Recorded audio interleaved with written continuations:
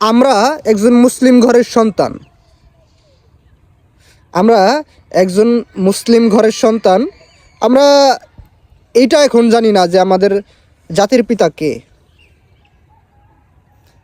যদি একজন মুসলিম মানুষকে জিজ্ঞাসা করা হয়, বলো তো ভাই আমাদের জাতির পিতা কে, বলবে জাতির জনক বঙ্গবন্ধু শেখ মুজিবুর রহমান আমাদের জাতির পিতা। এই কথাটাই বলবে সোজাসুজি।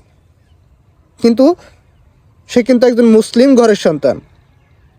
আসলে যে আমাদের মুসলিম জাতির পিতাকে সেটা জানে না। আফসোস আর দুঃখের বিষয়।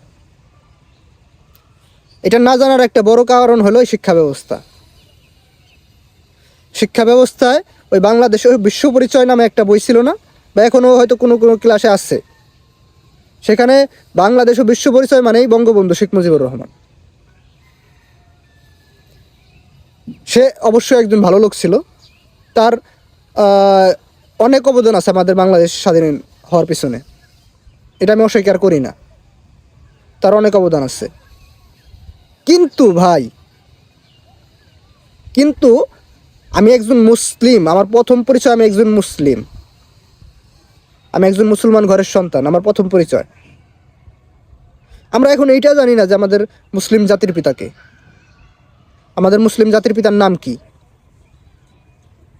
আমাদের শিক্ষা ব্যবস্থার এখন এমন যে একজন মানুষের ভিতরে, একটা ছেলের ভিতরে যদি বিন্দু পরিমাণে ইসলামিক জ্ঞান না থাকে, সে ওই শিক্ষা ব্যবস্থায় শিক্ষিত হয়ে বড় হয়ে একটা বড় নাস্তিক হবে।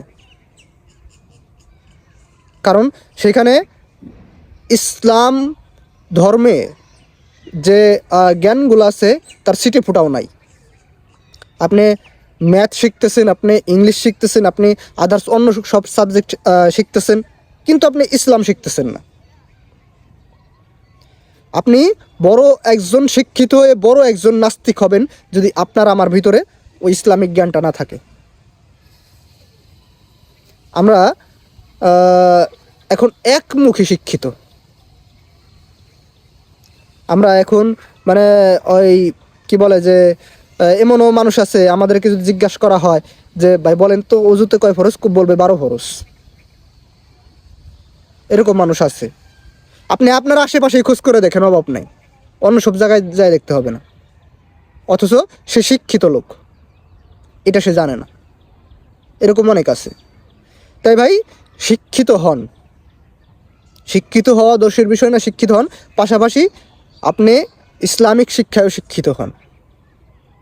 তাতে করে আপনি দো সাইড বুঝতে পারবেন, আপনি বিভ্রান্ত হবেন না।